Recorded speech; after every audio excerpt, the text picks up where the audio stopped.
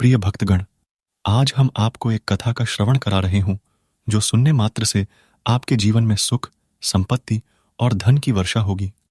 तो चलिए कथा को प्रारंभ करते हैं।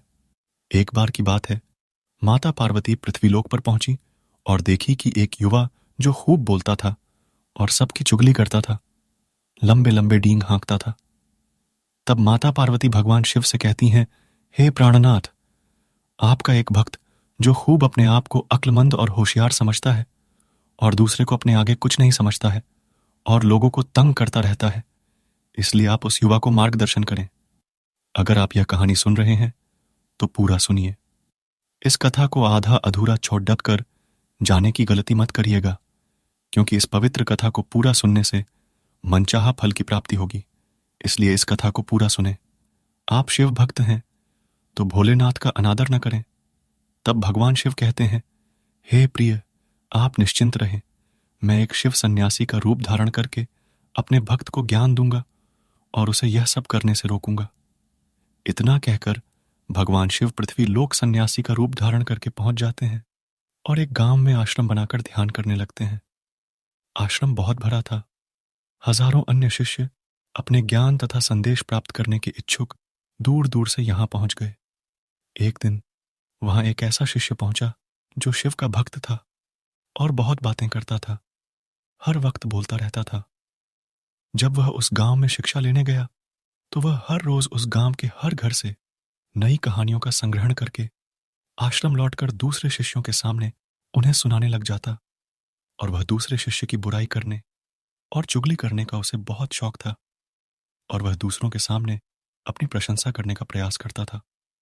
वह अपनी बातों से दिखाने का प्रयास करता कि वह सबसे बुद्धिमान और उत्तम है। वह हमेशा अपने आप को एक अमीर परिवार के लड़का है, ऐसा सबको बताता था। अगर वह चाहता तो एक सुखमय और सुविधाओं से भरपूर जीवन जी सकता, लेकिन उसने इस सुखद जीवन को छोड़कर यहां आने का निर्णय लिया क्योंकि उसकी आत्मा को सत्य की खोज करनी थी। उसे अपने आत्मा की जानकारी और जीवन की सार्थकता ढूंढनी थी। इसीलिए सारा कुछ त्याग कर यहां आ गया। एक दिन शिव सन्यासी जो गुरु थे, उन्होंने आश्रम के सभी शिष्यों को बुलाकर कहा, आप सभी को अगले 1 माह के लिए कोई ना कोई संकल्प लेना है। इससे आपकी संकल्प शक्ति मजबूत होगी और आप में आत्मविश्वास का संचार होगा। आप सभी अपने सामर्थ्य और अपनी हिम्मत के अनुसार कोई भी संकल्प ले सकते हैं और यदि 1 माह से पूर्व आप में से किसी का भी संकल्प टूटता है, वह आश्रम छोड़ कर चला जाएगा। सभी शिष्यों ने अपनी शक्ति और आत्मविश्वास के अनुसार छोटे बड़े संकल्प ले लिए और गुरु को अपने संकल्प के बारे में बताकर वहां से चले गए। लेकिन वह शिष्य जो खुद को सबसे अलग और सबसे बढ़ा दिखाना चाहता था, वह सीधे गुरु की कुटिया में पहुंच गया और बोला, गुरुजी, मुझे कोई छोटा मोटा संकल्प नहीं लेना चाहता हूं। कृपया करके आप ही बताएं कि मुझे क्या संकल्प लेना चाहिए। उसकी यह बात सुनकर गुरु मुस्कुराए और बोले कि क्या तुम मेरे द्वारा दिए गए संकल्प को पूरा भी कर पाओगे? क्या तुम्हारे लिए उसे पूरा करना संभव होगा? शिष्य ने कहा कि नहीं गुरुदेव, आप जो भी संकल्प मुझे देंगे मैं जरूर उसे पूरा करूंगा। गुरु ने कुछ क्षण सोचा और फिर कहा कि अगले 1 माह तक तुम्हें चुप रहना है। तुम अपने मुंह से एक भी शब्द नहीं निकालोगे। यही तुम्हारा संकल्प है। बोलो, पूरा कर पाओगे? शिष्य ने हंसते हुए कहा कि गुरुदेव, यह भी कोई संकल्प हुआ? यह तो बहुत ही आसान है। 1 माह तक चुप ही तो रहना है। आप कोई बड़ढ़ा संकल्प दीजिए जो मेरी योग्यता के लायक हो, इसे पूरा करने में मुझे समस्या हो। गुरु ने कहा कि पहले तुम यह संकल्प पूरा करके दिखाओ। शिष्य ने गुरु की बात मान ली और वह उसी समय चुप हो गया और पलटकर कुटिया से बाहर चला गया। उसे चुप रहना बहुत आसान लग रहा था। उसने एक दिन तो जैसे तैसे चुप रहकर काट लिया, लेकिन दूसरे दिन से उसके मन में न बोलने का बोझ पड़ी डीहने लगा। तीसरे दिन उसे भारीपन महसूस होने लगा और चौथे दिन उसके अंदर एक अजीब सी बेचैनी होने लगी, क्योंकि आश्रम के सभी शिष्य आपस में बातें कर रहे थे और हर कोई अपने विचार सामने रखना चाहता था। वह चाहता था कि उनकी बोलचाल बंद न हो, पर वह उसका निर्णय था। इसलिए वह दिन भर सिर और आंखों को ही प्रयोग करता रहता। कुछ दिन ऐसा ही चलता रहा और फिर एक दिन उस शिष्य बीमार पड़ गया। उसका सर दर्द से भरा हुआ था और खाने पीने का मन नहीं कर रहा था। वह बस बोलना चाहता था। उसने गुरु के पास जाकर एक पत्र लिखकर बताया, गुरुदेव, मैं बोलना चाहता हूं। मेरी सांस ठीक से नहीं आ रही। मेरा दिल बेचैन हो रहा है। मैं परेशान हूं। मुझे क्या करना चाहिए? क्या मैं अपना संकल्प तोड़ दूं? गुरु इसे सुनकर मुस्कुराए और कहे, संकल्प तोड़ना जरूरी है। यह तो शक्ति बढ़ाता है। जो इसे पूरा करता है उसकी अपनी आंतरिक शक्ति को पहचानता है और बढ़ाता है। संकल्प का लेना भी तुम्हारे हाथ में था और इसे तोड़ना भी तुम्हारे हाथ में है। तुम्हारे बहुत से भाई अपने संकल्प को तोड़कर अपने घर को वापस जा चुके हैं। अगर तुमसे नहीं हो पा रहा तो तुम भी अपना संकल्प तोड़कर यहां से वापस जा सकते हो। लेकिन याद रहे, अगर आज तुम इस छोटे से संकल्प को नहीं संभाल पा रहे हो तो तुम अपनी बाकी की पूरी जिंदगी को कैसे संभाल सकोगे? अब यह फैसला पूरी तरह से तुम्हारे हाथों में है। गुरु की यह बात उस शिष्य के दिल पर चोट कर गई। वह बिना कुछ बोले वहां से वापस चला गया और खुद को अपनी कुटिया में बंद कर लिया। वह केवल अपने जरूरी कामों के लिए कुटिया से बाहर निकलता, बाकी सारे समय कुटिया के अंदर ही बैठा रहता। 15 दिन बीत चुके थे और आश्रम के लगभग सभी शिष्यों का संकल्प अब टूट चुका था, लेकिन उसका संकल्प अभी भी जारी था। संकल्प के बाद से अब तक उसने एक शब्द भी नहीं कहा था। सारा आश्रम में हैरान था कि इस इंसान ने इतना बोलने वाला व्यक्ति चुप कैसे हो गया। 15 दिन बाद वह फिर से अपने गुरु के पास गया और लिखकर बताया कि गुरुदेव, बाहर से मैं चुप हूं, लेकिन अंदर बहुत सी आवाजें हैं, बहुत सी चीख पुकार और शिकायतें हैं। मैं अंदर ही अंदर बात करता रहता हूं। मेरा मन तरह तरह के प्रश्न पूछता रहता है और मैं बाहर से जितना शांत हूं, भीतर से उतने ही शोर शराबे से भरा हुआ है। क्या मेरा संकल्प अब भी जारी है? गुरु ने कहा कि हां, तुम्हारा संकल्प अब भी जारी है, लेकिन जब तक लोगों की आवाजें तुम्हारे कानों में पड़ती रहेंगी, तुम्हारा मन बोलता रहेगा, क्योंकि यह एक आदत हो जाती है। तुम भले ही बाहर से चुप रहो, लेकिन तुम अंदर ही अंदर बोलते रहोगे। इन आवाजों से तुम्हें दूर हो जाना होगा। शिष्य ने गुरु को प्रणाम कर वहां से चला जाता है और सुबह होते ही अपनी कुटिया छोड़कर जंगल की तरफ चला जाता है। कई दिन बीत जाते हैं। संकल्प का समय भी पूरा हो जाता है, लेकिन शिष्य लौटकर नहीं आता है। आश्रम में सभी को डर हो गया था कि कहीं उसको जंगली जानवरों ने उसे अपना शिकार तो नहीं बना लिया। इस बीच उसे ढूंढने की भी बहुत कोशिश की गई, लेकिन वह कहीं नहीं मिला। सभी गुरु भाइयों ने मान लिया कि जंगली जानवरों ने उसे अपना शिकार बना लिया है, लेकिन गुरु को ऐसा नहीं लगता था। एक दिन आश्रम का एक दूसरा शिष्य गुरु के पास आया और बोला कि गुरुदेव, हमारे उस अधिक बोलने वाले भाई के साथ क्या हुआ होगा? क्या जानवरों ने उसे मार दिया होगा? गुरु ने कहा कि हो सकता है कि जानवरों ने उसे अपना शिकार बना लिया हो, लेकिन उसके न लौटने की एक दूसरी वजह भी हो सकती है। शायद उसे वह मिल गया है जिसके लिए वह गया था। फिर शिष्य ने पूछा कि गुरुदेव, क्या ज्यादा बोलना इतना हानिकारक हो सकता है?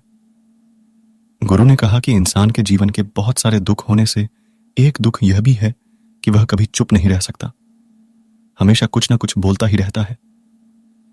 सिर्फ हमारे बोलने के कारण हमारे आधे से ज्यादा दुख पैदा होते हैं। परिवार के अधिकतर झगड़ों की वजह हमारा बेमतलब बोलना ही होता है। हम में से कोई भी चुप रहना ही नहीं चाहता। हम बस सामने वाले को अपने मन की सारी बातें सुना देना चाहते हैं, फिर चाहे सामने वाला उसे सुनना चाहे भी नहीं। और इसी तरीके से हम बेमतलब की बातें करते रहते हैं और जिंदगी भर यही चलता रहता है। लेकिन इस नासमझी में हमें अपना समय, अपना जीवन, अपनी समझ और सबसे महत्वपूर्ण व कीमती पल जो जिए जा सकते हैं, जिनको अनुभव किया जा सकता है, जिनमें आनंद की प्राप्ति हो सकती है, यह सब हम खो देते हैं।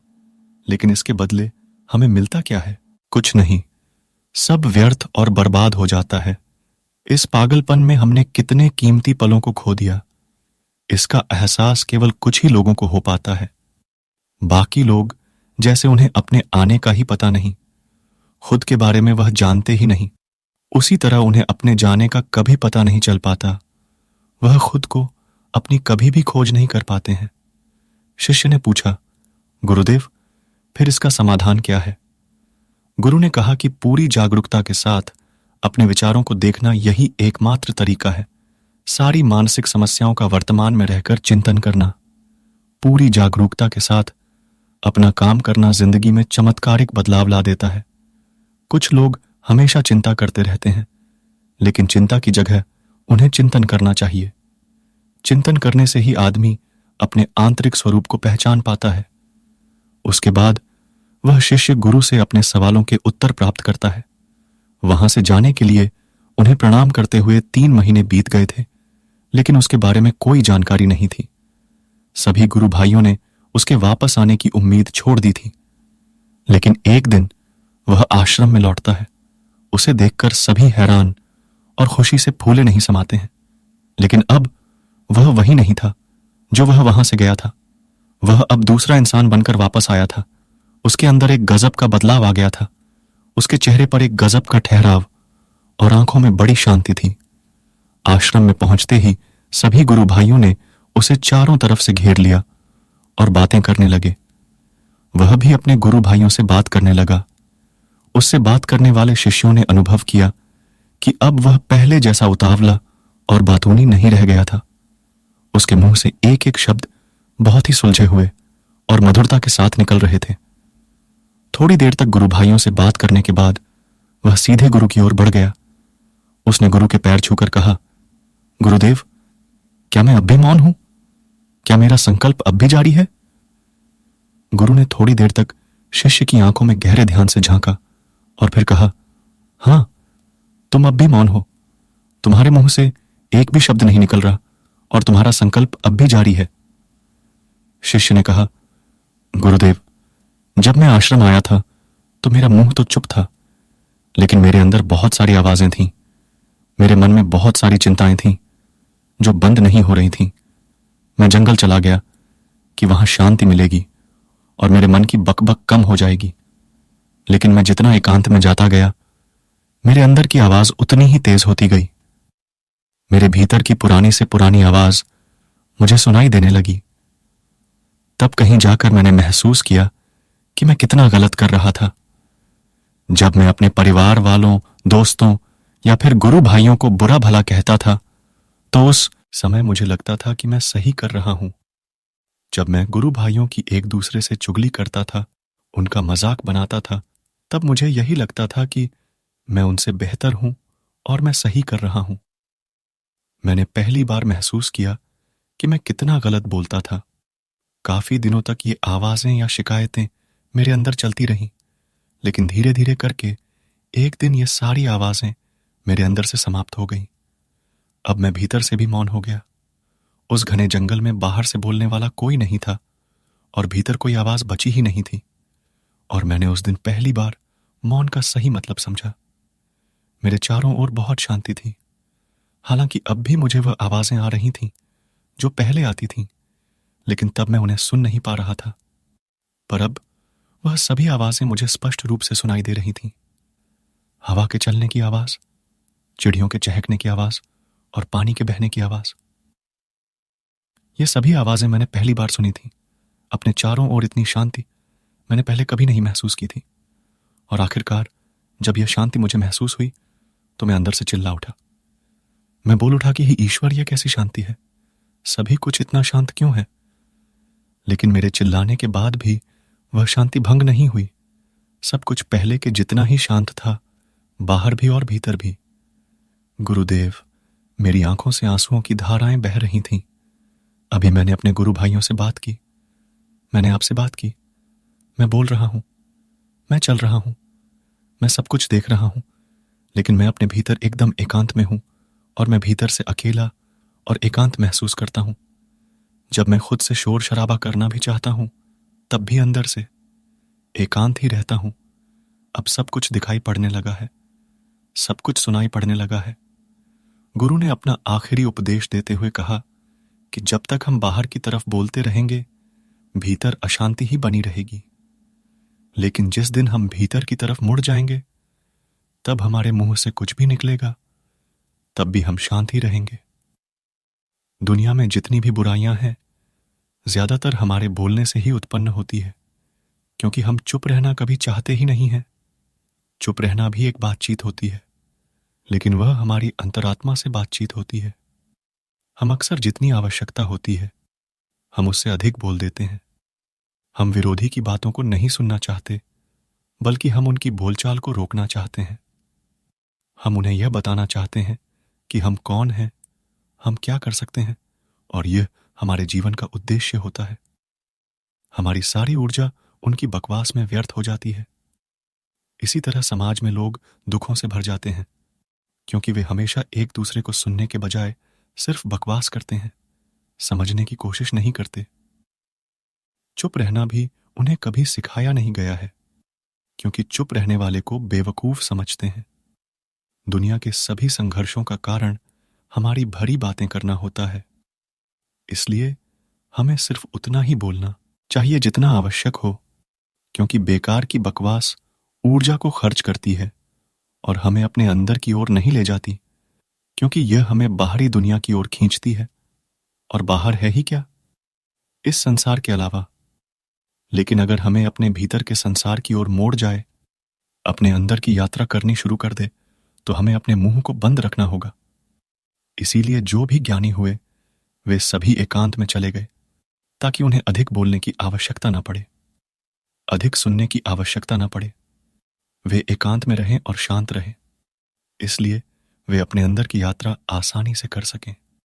लेकिन अगर कोई चाहे तो इस संसार में रहकर भी एकांत में रह सकता है, शांत रह सकता है। लेकिन इसके लिए उन्हें अपनी ऊर्जा बचानी होगी, जिसे वे अब तक अपने व्यर्थ शब्दों में बर्बाद करते हैं। ज्यादा बोलना ही हमें अपने अंदर की ओर लौटने नहीं देता, क्योंकि यह हमें बाहर की ओर झुकाए रखता है।